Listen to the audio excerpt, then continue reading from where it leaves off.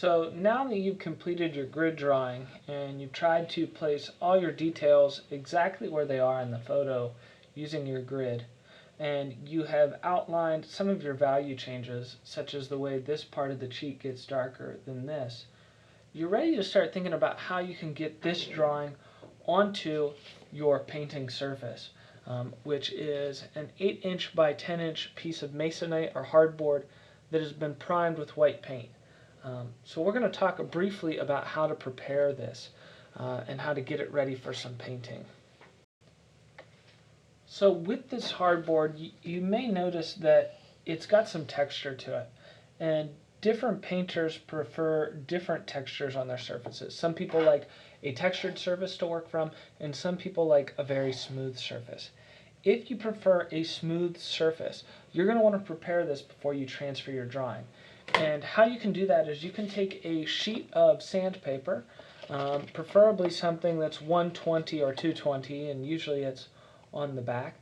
The higher the number, the finer the grit. You don't really want something in the 80 range.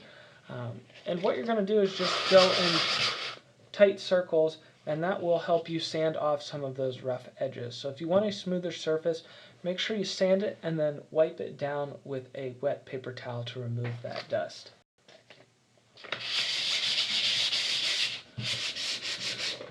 So I'm just finishing up sanding here, and I have a pretty smooth touch, but you'll notice there is that kind of chalky residue from the gesso. What I've done is I've wet one of my paper towels, I've wrung it out, and you have a nice moist surface to wipe it down with. This will get some of those extra particles off of there, and of course it's probably not a bad idea to clean up your surface with a rag or other material. So make sure if you do sand that you clean down both your painting surface and your work surface. So after you've prepared the surface of your board and you're ready to start painting, you want to make your next decision. And that's going to be, what value are you using, or what value scale? Are you using a gray or grisaille scale that goes from white to black, so your painting will be executed in tones of gray? Or are you going more monochrome and you're going to be exploring different values? By now you should have completed your value scale with the holes to help you check against your reference photo, so hopefully you have a value selected. What I'm going to strongly suggest is, while you can start on a white background, it's probably a good idea to start out with a toned background, or a background that is somewhere around the third value of each scale. That gives you a place to work from. That means that you can paint on your highlights, your lighter values, and you can paint on your shadows, and you can get a lot done. It's a very efficient way to paint. So for my painting, I'm going to do a grayscale. So I am going to prepare my background with about my third darkest, so my white, not my next one with white, but my third value over that includes white, and I'm going to paint that. If you're doing green, I might do this value. If I were doing purple, I may do this value.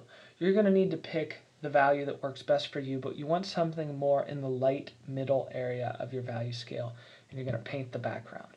So we're going to go over how to do that next. So now that we've picked our tonality or our middle value, kind of our light middle value, we need to produce it.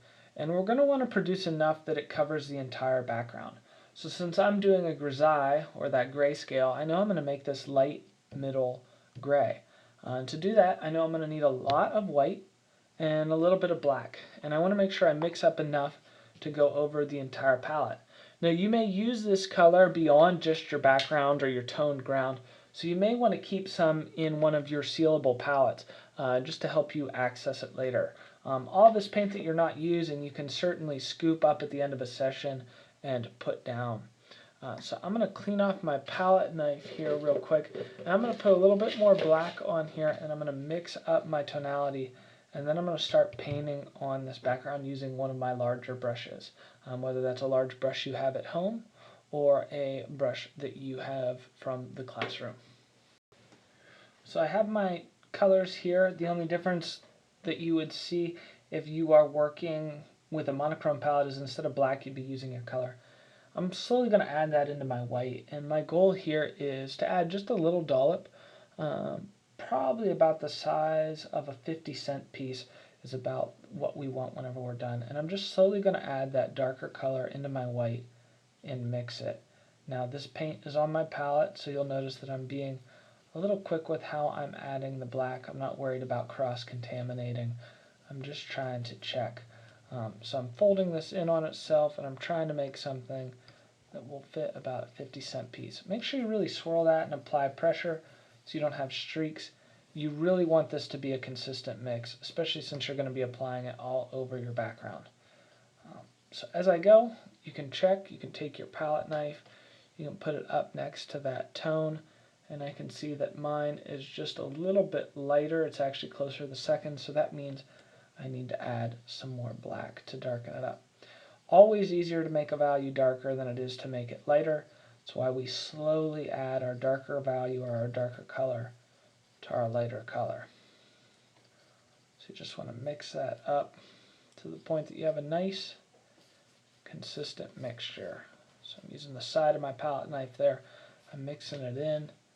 Ended up using just about all that black, so I lucked out. And you want a nice clean surface to mix this on, whether it's a paper plate or plexiglass palette. One of the things that I will do after I mix all this up is I'm just going to put a big glob of this basically right in the center of my painting. That way I can clean my palette knife off. And then I'm going to take my brush and start brushing it out. If you're working on a surface that you do not want to get paint on, I would strongly suggest putting something underneath it, whether it's a piece of scrap paper, maybe it's your folder, but to not leave those edges exposed. So as I look around my studio, I am going to grab a folder or a piece of scrap paper, put that under, and finish off my background. So I'm just finishing up my background here. I'm just about out of paint. You'll notice that I'm painting on top of my folder. That way I can go into the edges and I don't have to worry about getting onto the surface that I'm painting. I'm kind of bending the heel of the brush into that area to spread it out. If you need to, add a little bit of matte medium or water can help extend your paint. But I'm just going to finish this off. And you can start with short brushes where you're at. Just kind of work it into that texture. But once you're done, long brushes, long strokes of the brush are going to be the name of the game to make that as even as possible. So the whole way to try to smooth it out and get it as consistent as possible. It does not have to be perfect, but the more consistent you can make that, the better it'll be for when you go to transfer your drawing. So I'm going to let this dry, and while I let that dry, I'm going to talk about what you need to do to prepare the back of your paper to get ready for the next step. So you've completed your grid drawing, you have all your details lined out. We're going to talk about what you need to do to help you get this drawing onto your painting surface that's drying right now. What we're going to do today is what's called a graphite transfer, and basically that's a way of saying that we're going to put graphite or shade pencil on the back, and where we apply pressure to these lines is going to push that in and transfer it. It's kind of like in an email, if you've ever seen where it says CC, that stands for carbon copy, which basically means that the carbon was being pressed through to leave a copy below. So if I wanted to copy this, all I would need to do is shade the back using the side of my pencil, and then if I fold that over and trace over some of the lines, that carbon on the back, that graphite, is going to press in and leave a faint copy. I have a piece of scrap paper here because as I flip this over, the carbon on the front that we drew with, that graphite, will transfer into a surface. So as you're working, you may want to put down a nice clean sheet of paper or something to protect yourself. You don't want to get on any clean furniture. So I've already used this drawing before for one painting, but the process is going to be the same. I'm going to go through and I'm going to make sure I shade every inch of this. Now I want you to notice that I'm really pressing hard with my pencil. I'm using short strokes to make it consistent, and that it's going on very dark. These areas may end up being too light. That's why I'm going back in, and I'm really trying to shade that. You may need to sharpen your pencil a couple of times. I rotate my pencil usually as I work. I'll go up and down about 5 times, and then I'll turn it And this helps sharpen the pencil as I'm shading. But what I want to do is put an entire layer of graphite on the back of this gridded drawing.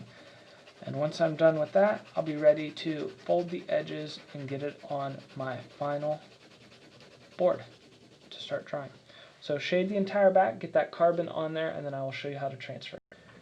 Okay, so you've got your drawing done. You got the back shaded, and conveniently mine did a little bit of a transfer while I was doing that. And you're ready to add it to the board. Most importantly, make sure this board is dry. Acrylic paint should take about 20 minutes to dry, as long as it's an even and mostly thin application. I tend to go over it with my hand to make sure none's coming off, it's not too tacky. It's better to wait too long than go too soon, or else your paper will just get stuck. How to line your drawing up.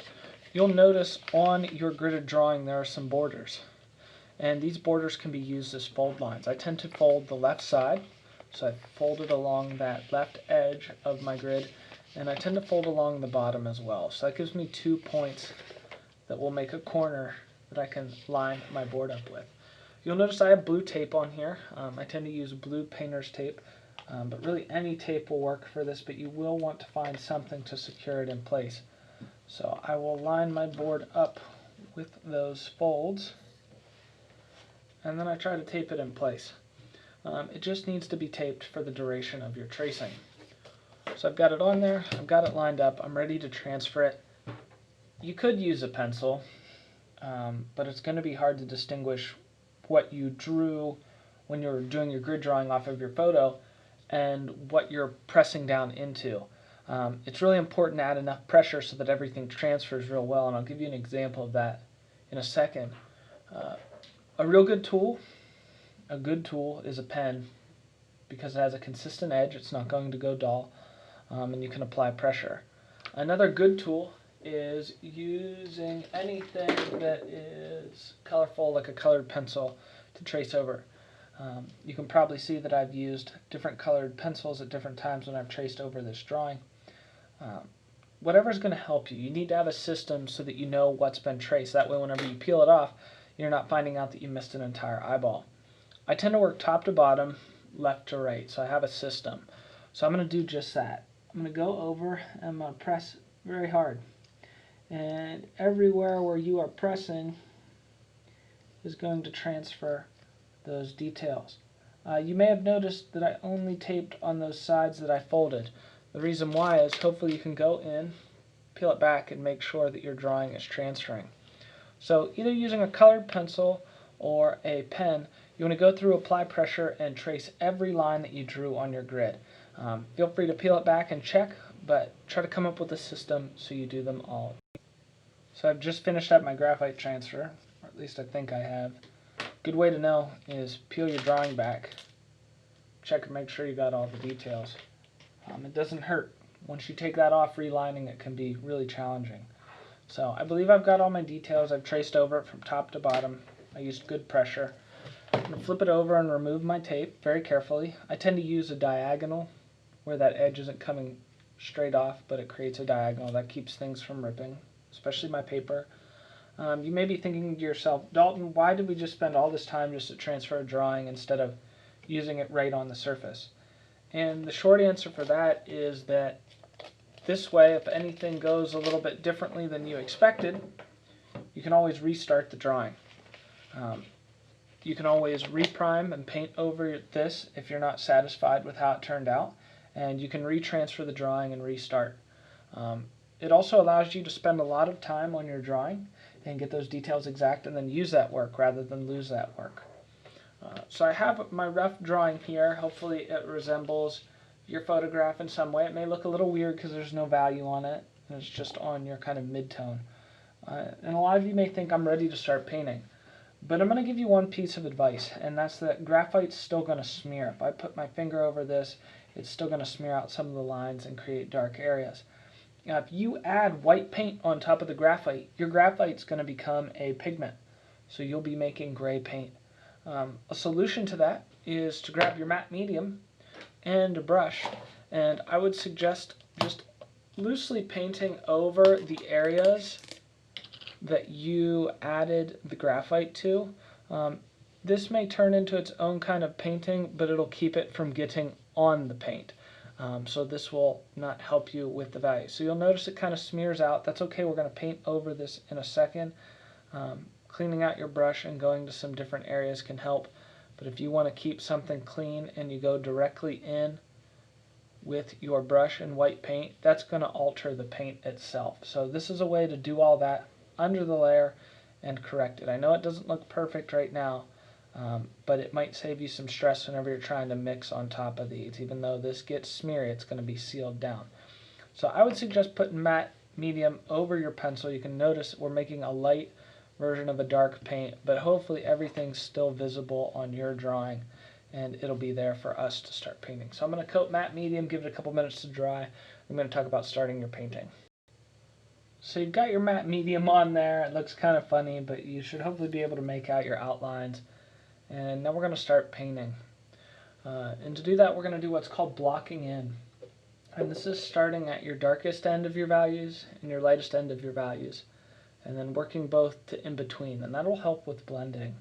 So I have my photo reference here, and we're just going to kind of look at the eye area, and we're going to kind of get started. And this is my example. I've gone through and I've hit the darkest areas, the darkest areas, my blacks, and I've started to hit some of my lightest areas as well. And then I've worked in some of these in between and started to blend. So I just want to give a quick kind of overview about this process and explain why. When we start at both ends of the spectrum, we're getting everything kind of locked in. Those values aren't going to change. It's either white or the lightest version of your color, or it's black or the darkest version of your color. So I like to go around and I like to work those areas in to begin with. One thing you can do is if you have your photo printed, you can go around with your value finder and look for them. It's very unlikely that we're going to have anything that's pure white. Even our eyeballs are going to be a little bit gray. But this allows us to check and look. So as I look at this area, I can see that that's too light. The white of the square is a lot lighter than that. As I move over the circle, that's getting pretty close. Let's see how close it is. As I go to this, almost disappears. But then as I go into there, you can tell that the inside's too light. So as I go back, that's almost indistinguishable. They're very close, whereas in here it's slightly darker. So that tells me this is the color of the skin. Well, hopefully my background is about the color of the skin, so I can leave that alone. So now I'm going to start looking for these lighter areas, these areas near the wrinkles. And I can go in with a small brush and maybe even just a little bit of water to thin it down. Remember, desaturate. And I can start painting some of these areas. So I'm going to go through and I'm just going to try to map it out. And nothing needs to be perfect right now. Think loose. Think you're just trying to get the shapes. We're going to adjust these as we go in. As you work, especially with white, if it's transparent, you may need to paint back over it. But you're just trying to outline these. So I usually take a brush, I'll just try to paint in my light areas. And I'm just going to work around the eye for right now, just for the sake of this example. And I'm going to try to get it as close to those values as possible, just the light and the dark, using the tip of my pen there. And I do have a light spot in here. So I'm just outlining those. I'll clean my brush, and then I will go in and I will try to get my dark areas. So I'm doing those two extremes. So I have the pupil in here as I work towards the edges of the iris, a little darker. And again, it doesn't need to be perfect. You can go back in and do the perfect details later. So I'm just trying to match these. I see the eyelids a little bit darker. So I'm going to come in and I'm just going to start painting these. And you can already see it starting to pop forward. We're just kind of getting things in the ballpark. We're getting them as close as we can. We're just trying to build these areas up. So I see the eyelid right here is a lot lighter. Clean my brush off, come back in, get some of my white. I'm just going to start mixing these in. Now, how do you blend paint? Blending paint is basically taking two values of color and overlapping them with their brush. So you just want to make sure that you lay down the lightest value, and it's going to be easier to add the darkest. So I have my lightest value, but I see it gets darker. What I can do is I can mix that gray that is similar. If you want, you can come over and do your value checker. It's getting pretty close, almost indistinguishable. So I'm looking for this value. I can try to mix that up and check it. Okay, so that's too light. Add a little more black.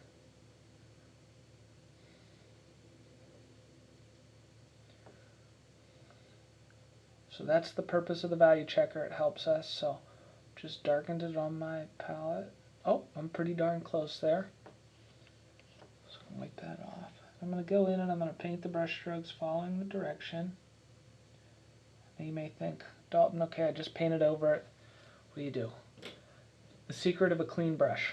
A clean brush can go in, and that will help you blend those together. That helps smooth that transition out. If I want to add a little bit more white in there, I clean both these brushes out. If it got too dark, I'm going to add a little more light back in. Okay, it can be splotchy. Going to go back in with your clean, dry brush. You can start working it back in. So that helps blend it almost like you would with a graphite pencil. Now down here it gets a lot darker. So I'm going to come back in with a darker shade near the crease. I'm just going to slowly add that in. And if that edge is too rough, come back in with a clean, dry brush. Try to blend it. So blending it really helps to have two different brushes. The biggest challenge is keeping them clean, not letting that paint dry on there. So refining that. So the biggest strategy when painting your portrait, start with your lights and blacks. Your lightest and your darkest value. Block those in, and then slowly start to work through the middle of your value scale. Start matching, check it against your screen or your reference, and then go back in with two brushes and try to smooth it out. Most paintings just going to be slowly building those areas up, refining it, and then as you look at certain areas for textures, look at the directions on them. Go in, add directional strokes. So for this beard I might just use little smooth brush strokes. Take your time, get in the zone, and enjoy painting.